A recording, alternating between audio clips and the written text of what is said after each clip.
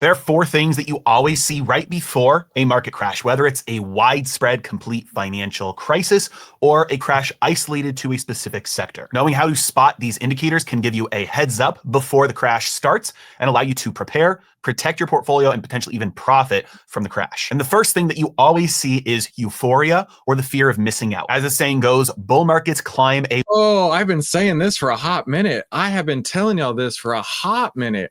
This unbridled euphoria, this excitement in the market, like where whole channels are dedicated to like one stock, right? SoFi is a perfect example. We covered the channel stock goat over and over and over, and I was saying exactly this, right? This unbridled euphoria, this enthusiasm through the market, really was a sign of the top for me. Ooh, interesting, coming out hard. A wall of worry. In other words, bull markets yeah, okay. I don't know what I'm gonna. I don't know if I'm even going to use the bullhorn of destiny today. But I'll tell you one thing. John Brown over at Heresy Financial, he gets it. He gets it. You've heard me call the wall of worry and the slope of hope, right? Well, it's just to be confirmed, right? This is the slope of hope. On the way down is the wall of worry. Never die simply of old age. Bull markets die of euphoria. Everybody expects unreasonable returns forever, thinking they're going to get wildly rich. One recent example would be NFTs. Everybody remembers JPEGs of monkeys trading for thousands, and then tens of thousands, then hundreds of thousands, and then even millions of dollars. This euphoria encouraged people to continue plowing tons and tons of their hard-earned cash into these images, and the fear of missing out caused even more people to rush in, and eventually some people were left as the bag holders as the prices collapsed and they lost everything. Another example a little bit older is... Okay, which sounds a hell of a lot like, you may know exactly where I'm going with this, right? You may know exactly where I'm going with this. Monkey pictures, right? Monkey pictures moving up the slope of hope, hitting the top, and then bag holders left, right? Because yes, I do get to use it today. Because only price pays. Even with monkey pictures, only price pays. So that's exciting. I love where this video is going.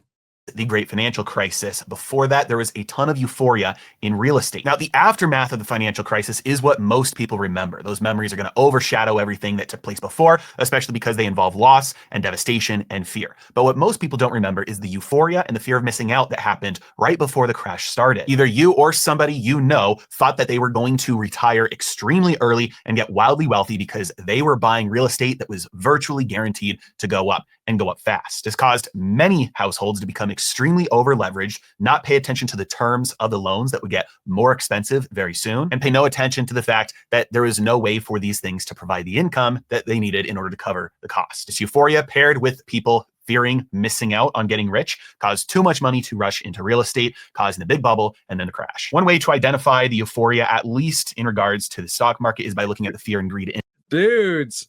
Okay, this is so great because, as you know, inside of Outlier, we calculate this fear and greed score on everything. And so actually on the SPY this morning, on the video I did talking about Warren Buffett selling his SPY position, I saw a divergence here in the SPY that I thought was really interesting, right? The SPY itself, the ETF itself, the SPY ETF continues to go up in greed, yet here's the crazy part. The constituent heat map. So who is in the S&P 500, right? The 500 stocks that make up the S&P, they are getting less and less greedy. And I was like, whoa, that's a real divergence right there. If everybody in the, well, not everybody, but if we are seeing a collapse in the amount of greed in the constituents in the market, while the market itself continues to push higher, bro, do you know what I think might happen soon? I'm excited to do this, by the way. Do you know what I think might happen soon?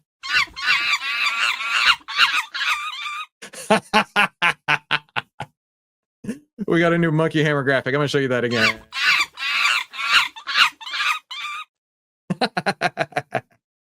I thought that was pretty freaking sweet. Yeah. I think we might be looking at a monkey hammer situation coming up here in the SPY. So yeah, the fear and greed index on the CNN is it's not all that great, right? Because within Outlier, like I say, we got it on the ETFs, we got it on the sectors, and we got it literally on every single stock that we cover. So you're going to know a lot faster than anybody else by having that.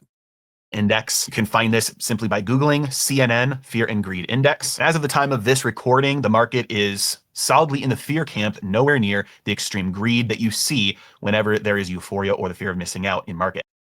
That's interesting too, right? We're hitting new all-time highs on the SPY today, and yet we're in the fear camp. A little bit surprising there. A little bit surprising. But hey, let me introduce myself real quick. I know I'm just a random guy on the internet with monkey JPEGs. $100,000 million monkey JPEGs that are now animated, right? That's the wrong button. Let me keep on going up here.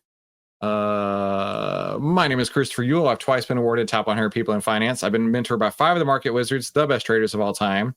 And I've been successfully trading since 2009. This is where we save time, make money, and start winning with less risk together as a team. And I want you to rank this video out of 10 in just a minute. And of course, I want you to subscribe if you haven't done so already. Let's get back to the video here. Another place is just to watch social media and see what people are talking about. You can look on forums like Wall Street Bets on Reddit. You can watch TikTok. You can look on Twitter. And if you're looking for it, you will find the areas where people have euphoria or fear of missing out in certain sectors, or you'll notice if it's broad sentiment regarding the market overall. One other little trick to watch out for that will tip you off as to whether there's euphoria or fear of missing out is when you have aunts or uncles or extended family members that have never purchased a stock in their life suddenly asking you, hey, how do you get invested in this thing? I don't understand what cryptocurrency is, but I heard there's this new coin that's going to make everybody rich. How could I get in on that? Signs like that are... Yeah, I told this story recently. My aunt, this was in 2022. My aunt had talked to my dad, his sister, at one point, and she was like, oh yeah, I just sold out all of my stocks. And I looked at, well, I was on the phone with my dad, but I looked at the phone and I said, that's the top. Or I'm sorry, that's the bottom. That's the bottom. When you hear those people bragging about how smart they are, that they made whatever move in or out, that is the top, that is the bottom. Sure signs that there's euphoria and FOMO building and a crash is right around the corner. Now, the second thing that you see right before a crash is illogical valuations. In other words, there is no sustainable path to profitability for that asset class. Now, it may be that a certain asset class is profitable, but only barely so. Whenever you're talking about profitability, we have to say compared to what? Because if you have a money printer that prints you out $1 every single year, you are certainly not going to pay $1 million to acquire that money printer because the return on your investment is extremely small. Yet many times right before a crash, this is the exact profitability ratio that you see in many assets. They might be producing a little bit of profit, but compared to the price you have to pay to get your hands on that profit, there is no potential way that that asset class will ever grow its profit to the point that will make your investment worth it. One example. I like John. I'm just going to put this out there. So this is the Heresy Financial channel. I've been subscribed to him for a while, but as a fellow finance bro, he and I have slightly more hair than he does, so I appreciate that. But as a fellow finance bro, I totally get where he's coming from, and he's not bullshitting you here, right? He's not like screaming buy AMD and all that stuff, right? I like John. I think he's smart. Example of this is the .com bubble, where companies were receiving insane valuations simply because they attached the words .com to their name in order to capitalize on the internet craze. We've all heard of companies like pets.com that ended up going bankrupt simply because there was no real business there to begin with. You can even look at companies like Amazon, which obviously... There's your market cycle. Stage 1, stage 2. Stage 2 is right here. Stage 2 is quick on Amazon. Stage 3 was actually quite a long one here. From 99 to 2000, stage 4 all the way down. Stage 1 starts again, right? That's your market cycle. It plays out every time. It's not something I came up with. This is human psychology played out is, hang on, where's my slide? This is human psychology of everybody doing exactly this right here. All the buys and all the sells and all the greed and all the FOMO. And this is what it looks like when it gets written in history, right? Consider a stock chart, a history book of what happened with the stock. And this is what happened. This is what happened. Isn't it cool to see, right? Today is one of the most valuable companies in the world, but it was not immune from this effect. It was an internet company and had a massive bubble with a massive crash. Now you can plot this average growth that happened. Look at that. Look at that. Stage 1, stage 2, stage 3, stage 4. I don't know if John Brown is aware of this.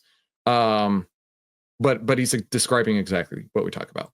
Before the .com bubble and the average growth that it had after the .com bubble. And you can see that if you just ignore this big bubble and the big crash, it continued fairly steady on that average trend line. But even right, and this is your stage 1, right? And in theory, each stage 1 builds upon the last, right? You may have heard it called base on base, building on bases. That's what we're trying to accomplish here. If you're looking long term right? Which I hate the idea of thinking long term when only price pays.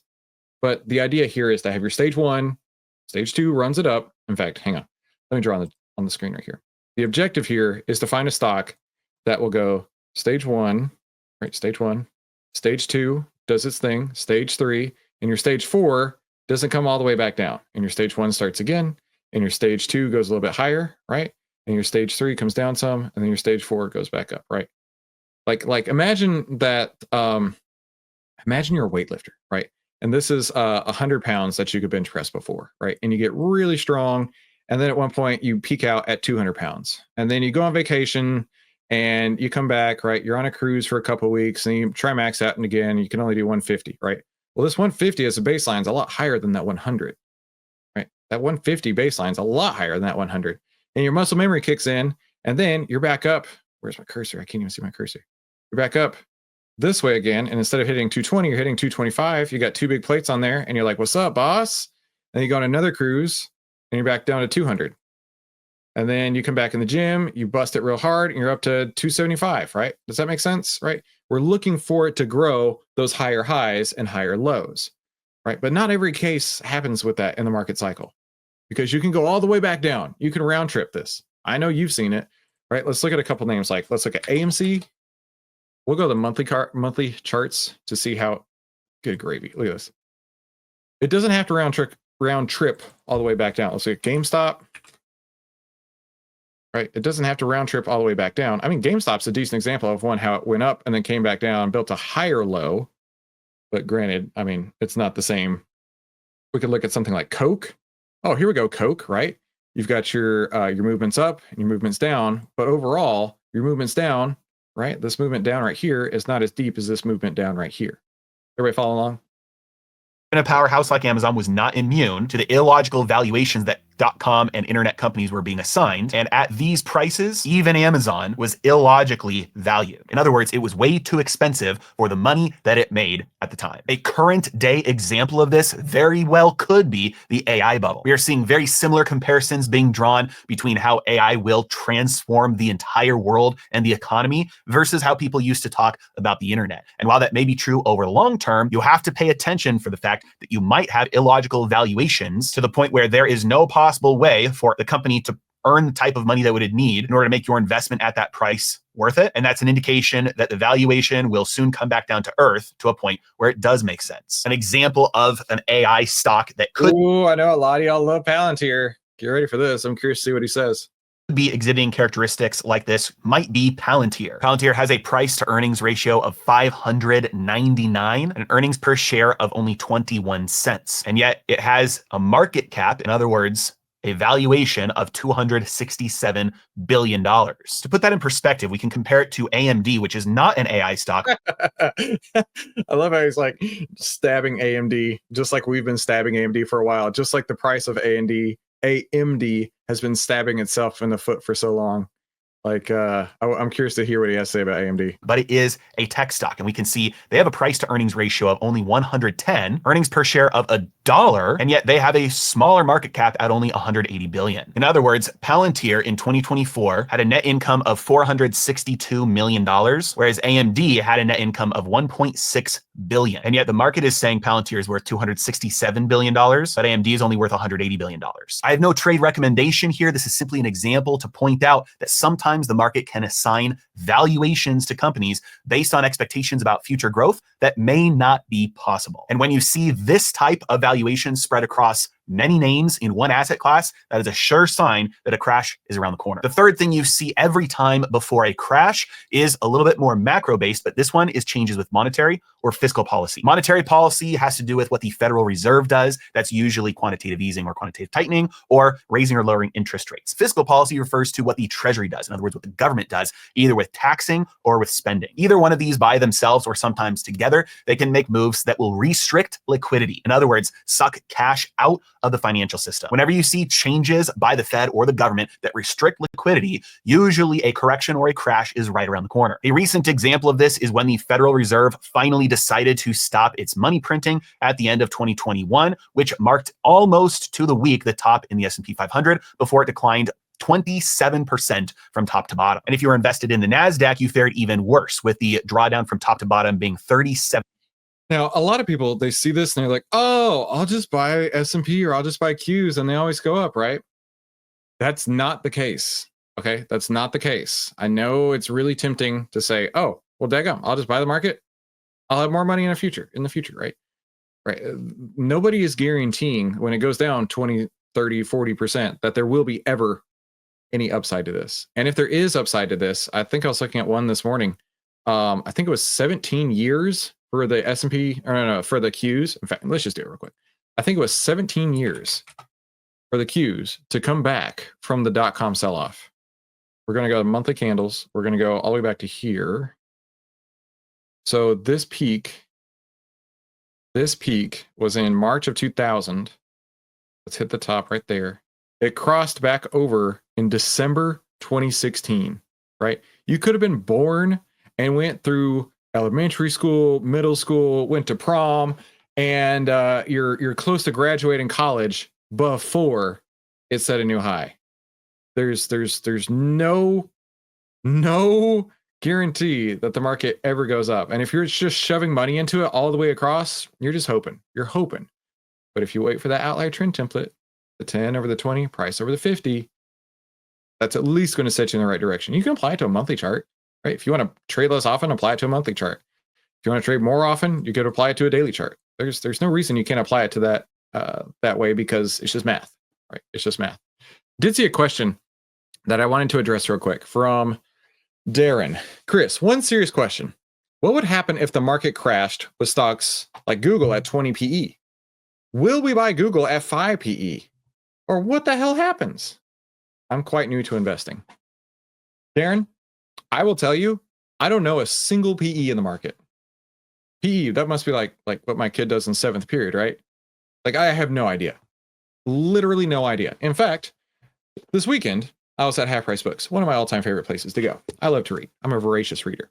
And this book right here was on the shelf. Not this particular one, another version. This is one of my top 5 all-time favorite books. It's called How I Made $2 Million in the Stock Market by Nicholas Darvis, commentary by my friend Steve Burns. You can find, a million things that I've worked on with Steve in my YouTube playlist there. This is that's a picture of Steve right there. That's Steve. So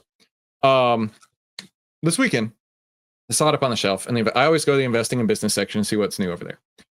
And I saw that on the shelf, and I saw this little old lady, and she's, browsing through the stock picking stuff, and I'm playing completely like I don't know what I'm doing over here, right?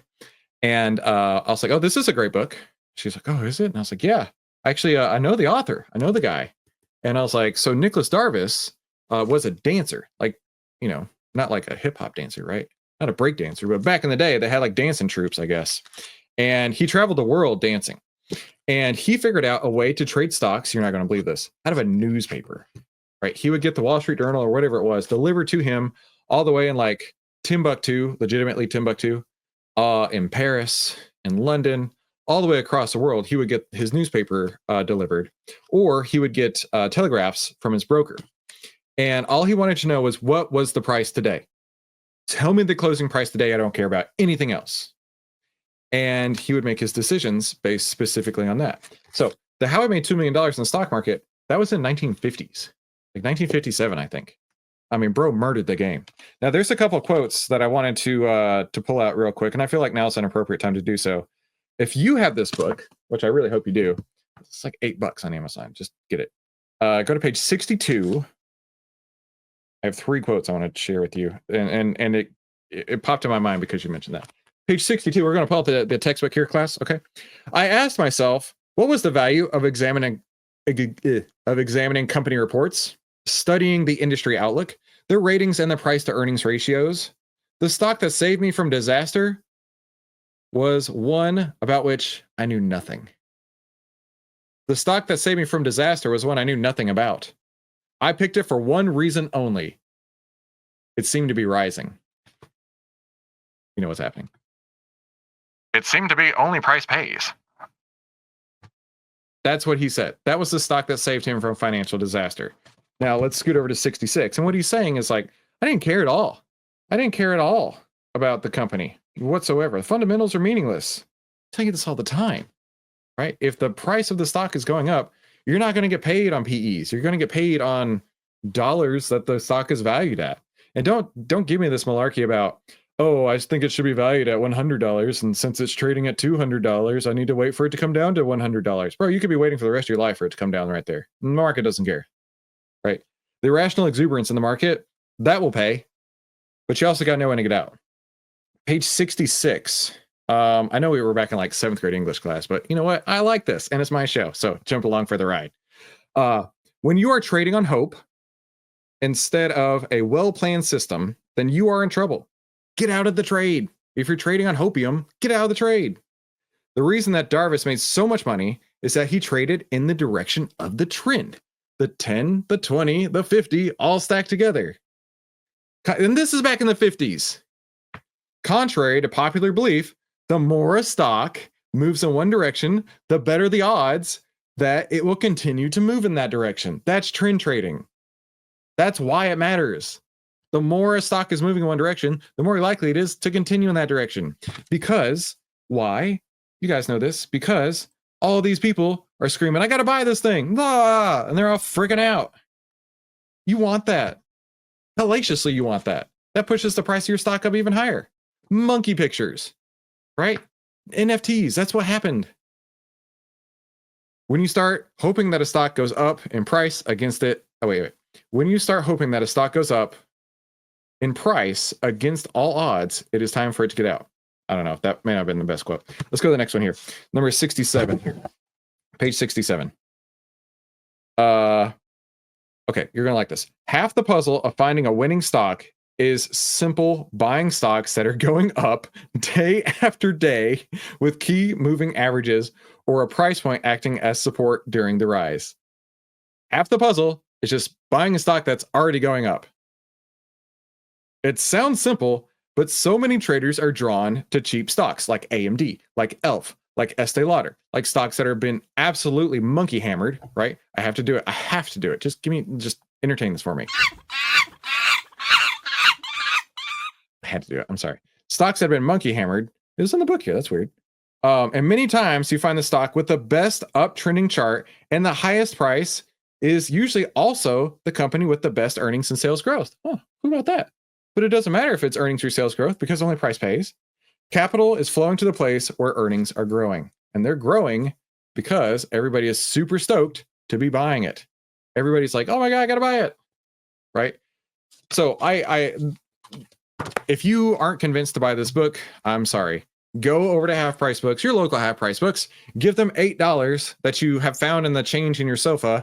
And then after you've made $2 million or more, or whoever knows, right? Just send me a little a thumbs up on the video. All right, that's all I ask. That's all I'm asking for. Just a thumbs up on the video. Let's get back to John Brown's video here, though. 7%. All because the Federal Reserve changed its monetary policy from one where it was injecting money into the financial system into one where it was pulling money out of the financial system. They did this in order to combat inflation, but one of the main consequences was a drawdown and a crash in asset prices. So far, we are not seeing anything of the sort happen. And one way to measure this is simply to look at the money supply. If you don't want to have to take a look at tax policy, whether they're raising or lowering taxes, whether they're raising or lowering spending, whether the Federal Reserve is manipulating interest rates up or down, whether they're increasing or decreasing their balance sheet, the easiest rule of thumb here is to watch the money supply. M2 is the most widely accepted measure of the money supply in the United States. And you can see that for at least a year, it has been heading higher. And at least right now, there's no sign this will be doing anything other than that. Backing this out to 5 years, we can see that at the end of 2021 was really when the Federal Reserve stopped doing things that were increasing the money supply. The money supply was volatile, but largely moved sideways for the next couple of months before starting to head down into 2023. And again, the end of 2021 is exactly when markets topped. Now, the money supply is a lagging indicator, which means you will not see it respond usually until markets have already started to make a move. And so if you want some advanced notice, then you will need to pay attention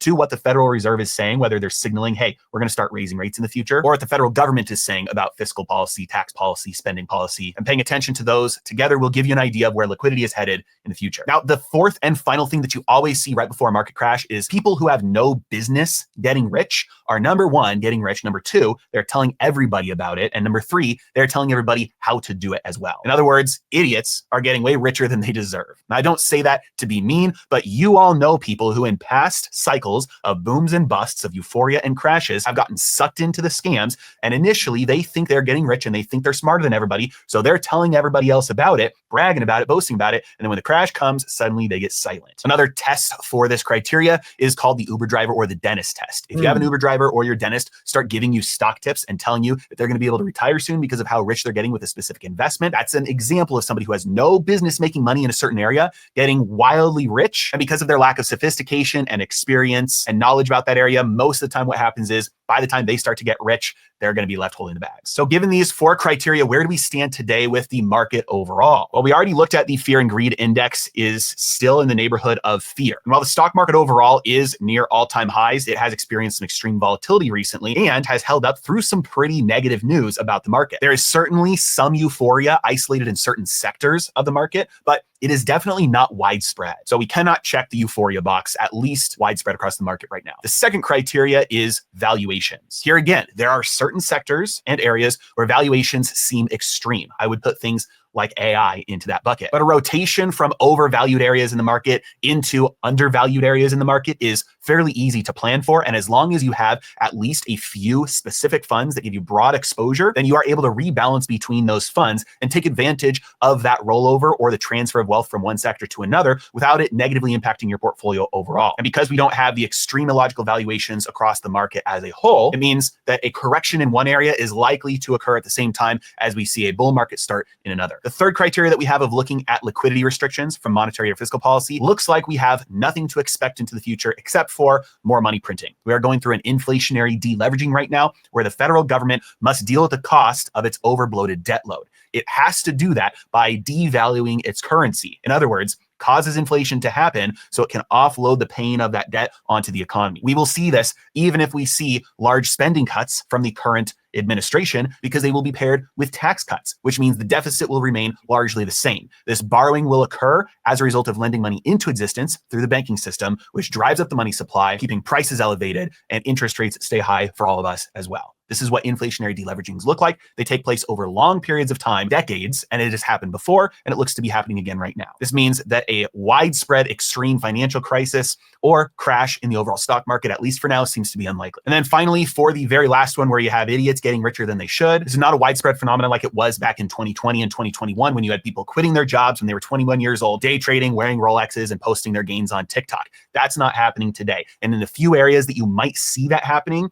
it is usually exposed to just a single area of the market in which you might expect a correction, or it's just outright fraud and these people aren't actually making the money they're saying they're making. There's always volatility during regime changes, and that's what we are seeing right now. Our economy is not very free, which means there's a lot of central planning. In other words, decision-making at the top on the allocation of resources across the economy. And as a new ideology takes power, the direction of those resources will change, which means some areas that were doing well before will no longer be doing well, and other areas that were not doing well before will start to do well. But the four markers that you would see right before a widespread collapse are not yet present, at least for now. Remember, bull markets climb a wall of worry and they die No, it's the slope of hope. They go down the wall of worry. of euphoria, not of old age. There are three things that you can do to protect your portfolio and potentially even profit from a crash, even if you're focusing on just specific areas that might exhibit all four of these characteristics. The first thing that's very easy to do is implement trailing stops on your position. What? Oh man, I'm going to rank this video real high today. Hang on. Trailing stops.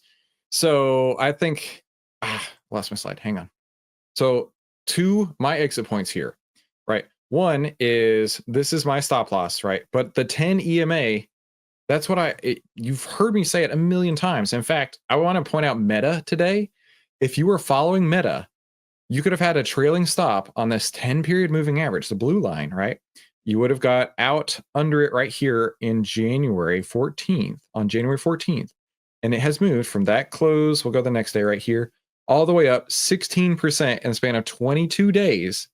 And this is the first time it's closed, if it does close here at this point, it looks like it will, under the 10 period moving average. That is what a trailing stop looks like. And I saw this earlier today, and I was like, perfect example.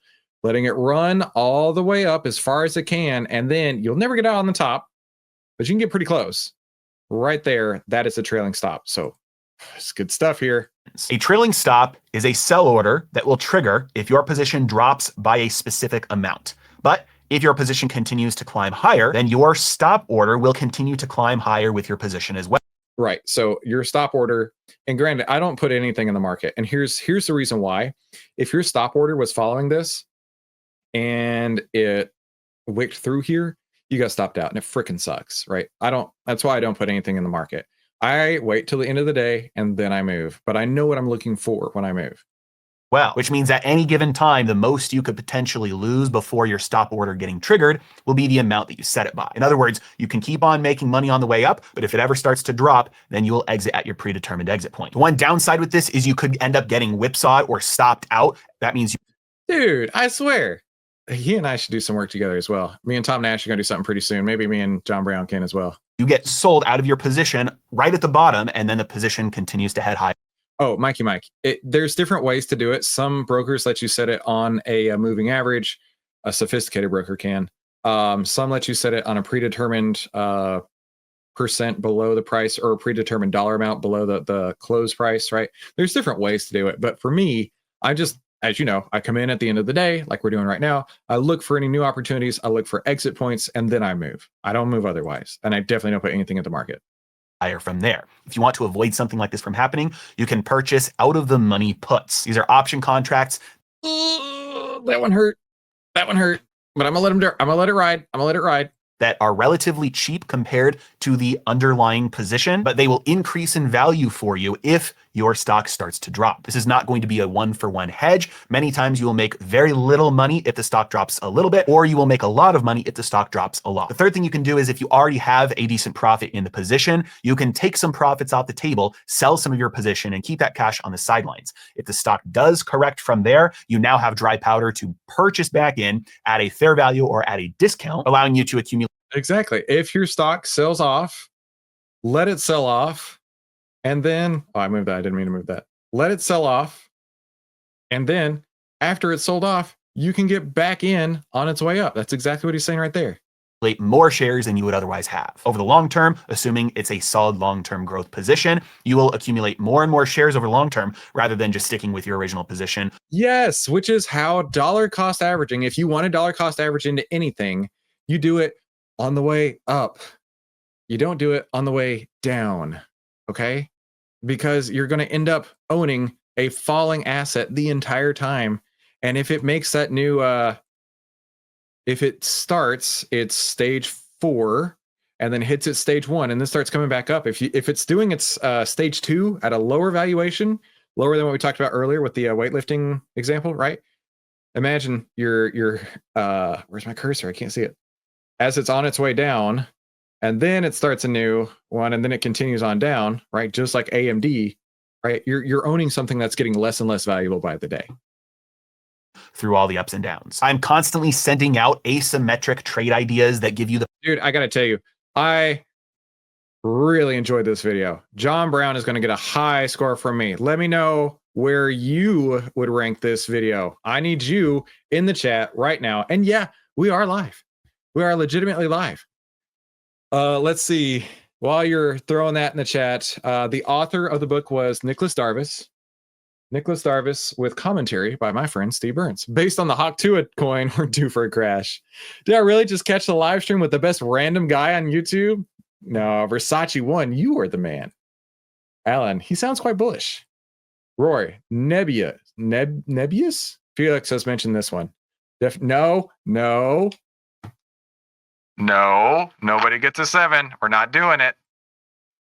All right. In the shadow says it's a 9. Randy. The video valuation just dropped. The video valuation. Randy, I think you're onto something. I like it how you called it the valuation. I like that. So you're buying and selling are both done at the end of the day. Yep. Last hour of the day. Like literally, like, here's the deal. The reason we do all these videos right now is because I don't have any trades to put on. When I have trades to put on, we won't have time for videos. We'll be making money. Hope that's okay. If is a big word, second would be should. Ooh. All right, 9. 10 minus 3 equals 7. Senior Wahoo. No. Damn it, Nathan. Nobody gets a 7. 8.7. I can live with that. 9, 8, 9, 9, 8.4, 8, 8, 8, 9 and a quarter, 8.3, 8, 9.9. My book was in the mail. Oh, very cool, Thomas. I hope you enjoy it. 9. Paul says, I'd give him a 6.98 for his sweet bald head. Dude, I'll be there at some point. I'm just hanging on to what I got with the full force. 9. Go to watch more of his videos. Very cool. Randy, I was all in until he mentioned the other money puts. I know. Lots of 8s, lots of 9s, lots of 9 and a quarters. 9, 9, 9. Solid 8.5. Boring. Not a single should or has to. What kind of comedy was this? Thank you, Roland. That was good. 9, 8. I believe that a 7 is more coveted than a 9 in this forum. Nobody's getting a 7. Not even a 7.5. No, not going to happen. I put on my first trade using Outlier this morning, and he's up 7% in a week. Let's go, JC. 4.2. Pretty rough. 6, 8. Okay. My valuation, Randy, I love that name. My valuation of this, I'm gonna give it a 9. I wanted to give it a 10, but to Randy's point right there, once he threw the other money puts on there, I was like, oh. But everything else was great. He talked about the market cycle, although he called it a different name, but still same thing. He talked about the euphoria in the markets. He talked about just really, really good. Bro, David, I don't know about this. I see where you're going here. 9s and 6s, but I thought it was fantastic. And let's jump over into our member highlight. I saw one today that I thought was pretty dang awesome. All right, member highlight of the day. I'm going to jump into where's it at? The share your big win section. And scroll up a smidge to this one here. By Cougar 94. I've only had Outlier since Friday, but since I found Chris's videos a few weeks ago and read the book he recommends, How I Made $2 Million in the Stock Market. That's why I pulled it off the shelf, because I knew I was going to talk about this. And the book he recommended, right? I made net gains of $3,200 from February 3rd to February 14th. I made gains in Bros, Net, BSX, OKLO, LRN, and Palantir. Net was the largest at $2,600. I had 2 small losses. And when I subscribed on Friday, Outlier showed sell signals on several of those. So I sold. That was the right decision, right? I don't know, but I was happy to leave with the good game. Didn't want to be too greedy. And currently I'm sitting around $1,200 worth of gains in several other stocks. And just down $20 in pins. So far, so good. So Cougar 94, thank you, right? He talked about, I know it's a he, we have 92% men. He talked about this book right here, which I highly, highly, highly recommend, where you get that. And of course, right, his very first initial experiences with Outlier, murder in the game. So that's super, super exciting to hear. And congratulations on all those gains. And congratulations to you, because I know I want to share your stories in the Discord. And the first rule is Outlier, you should tell everybody about it. And you hit the like button as well. Ryan, that's you. Dude, congratulations right there. How outstanding. How outstanding. Now, let's get back to trading in the Outlier trading room. So real quick, what is Outlier and how does it work? Well, old Uncle Warren used to say, be fearful when others are greedy and greedy when others are fearful.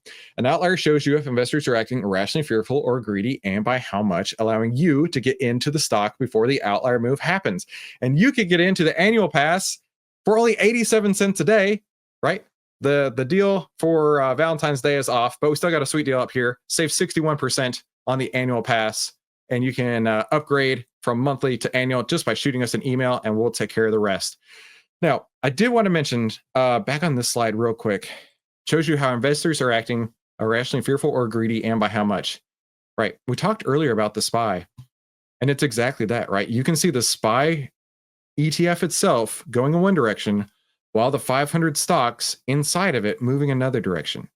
So I just find that incredibly interesting right now, especially with it being at all-time highs, especially with the CNN Fear and Greed Index showing fear right now. We're not seeing fear inside of Outlier, but when we do, you haven't seen fear. You have not seen fear in the markets in years. When you see fear, it will be bright red, blood in the streets everywhere because people have gotten so complacent. So complacent. So I just want you to be very aware of that, right? So my style of trading, I call the golden ticket trading strategy, and it's where only price pays. It starts with the outlier trend template. Let the market tell you where it's going with the 10, over the 20, price over the 50. And let's go to the SPY. Here, SPY is flat on the day, down 0.1%. We do have the 10 over the 20, price over the 50. So the trend is showing an upward trend. Next, market breadth, right? We want to see market breadth increasing. We want to see more and more stocks getting these buy signals. That's what the breadth measures here. How many stocks are getting buy signals versus sell signals? We have 54 new sell signals today and 40 new buy signals today. Looking at the market breadth, let me zoom in. And you can see that it's really come down. It's under 50% at this point. So under half of the market has a buy signal. And that's not a bullish sign, right? That means more and more stocks are getting to the point where outlier is showing a sell versus showing a buy. And what that means is less and less people are showing up screaming to buy, and more people, in fact, more than 50% are showing up screaming to sell. So be sure you're aware of that. Now, because of this, right, we do have a sell signal on the SPY itself. And where's my slide? Where's my slide? This slide here, the master key, right? We have a sell signal on the SPY. The market trend is bullish. The market breadth is bullish. Nearly all sectors market breadth is bearish. Market trend is bullish. SPY is a sell signal, and nearly all sectors are bearish as well. So the master key is locked up. I'm not putting on any trades right now, and I don't know how long it's going to be, right? And you don't have to worry about how long it's going to be. You just sit and you just wait for the trading plan to come to you. As Mark Maynard would say, one of my trading mentors, he'd say, wait and cash for proper setups. How long? As long as it takes, right? Just continue to wait till you see what you need to see set up. And I think that this is great opportunities for you guys to see that I'm a pro trader, yet I can sit on the sideline for weeks at a time because I don't need the action. I want to know that when I get in, it is the best, very best setup that I could ever want. So I want to look at a couple of stocks for you real quick, throw them in the chat, and we'll do that before we jump out. Let's look at CPNG by MJ. CPNG. CPNG. Okay, cool. So you've got your 10 over the 20, price over the 50. That looks great.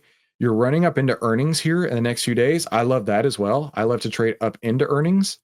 Do we cover CPNG in Outlier? I don't know. We do cover 2,000 stocks, 2,500 stocks, I think, at this point. CPNG. I'm not familiar with CPNG. That's just why I say I don't know if we cover it or not. Looks like we do Coupang Inc. It's not coupon, it's Coupang. It's like from Texas. Coupang Inc. Okay, we have a sell signal inside of Outlier right now.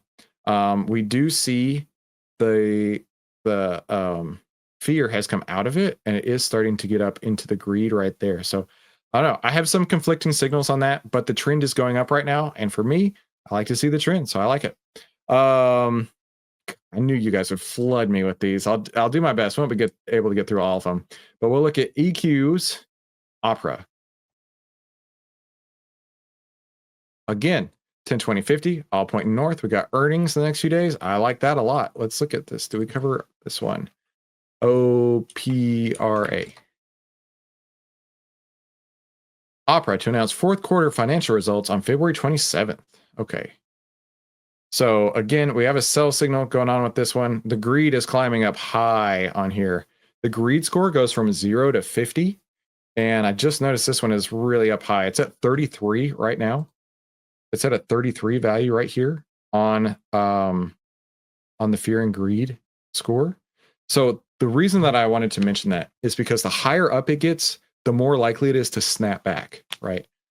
So that's definitely one that I mean, the trend is up. Just be careful on that one.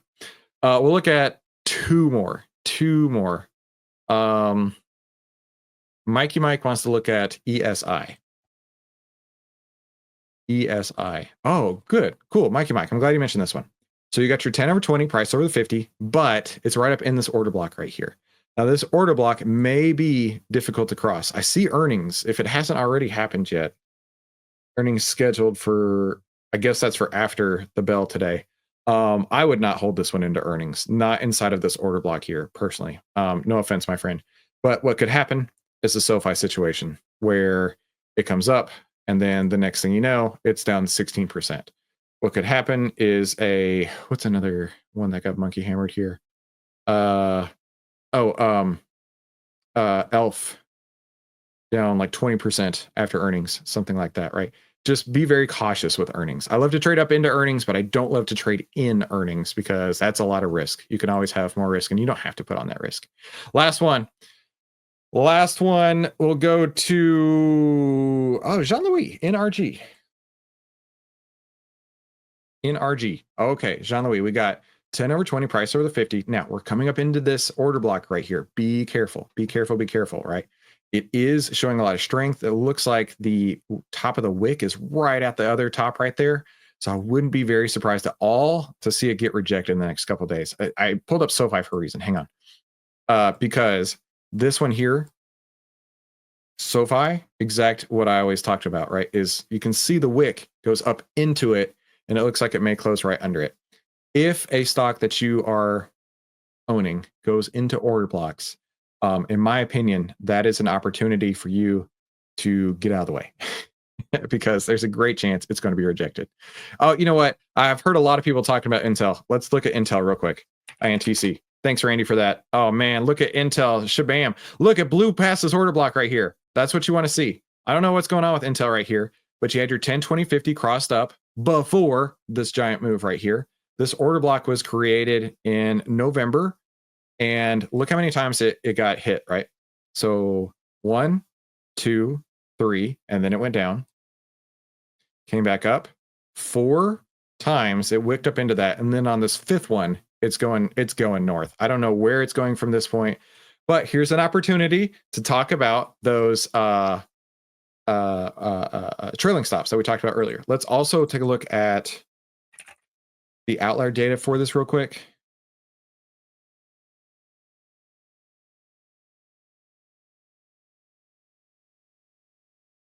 Okay, so we did get a buy signal here. That's what I was curious of. Jumping in on the 6-month point. We got that buy signal a couple days ago, February 13th. Here. Going close to close right now. You'd be up 13%. You'd be up 13%. Now, I wouldn't have taken that trade personally. I know I wouldn't have because of that order block right there. But that was a pretty solid signal right there. So do me a favor in the chat. I want to know exactly what you're trading, right? Let everybody else know what you see out there. And of course, be sure to come back tomorrow where I'll help you save time, make money, and start winning with less risk together as a team. Now, YouTube is going to pop up a couple recommended videos. I recommend you click one of those, and I recommend you come back tomorrow. Have a fantastic day, and we'll talk soon.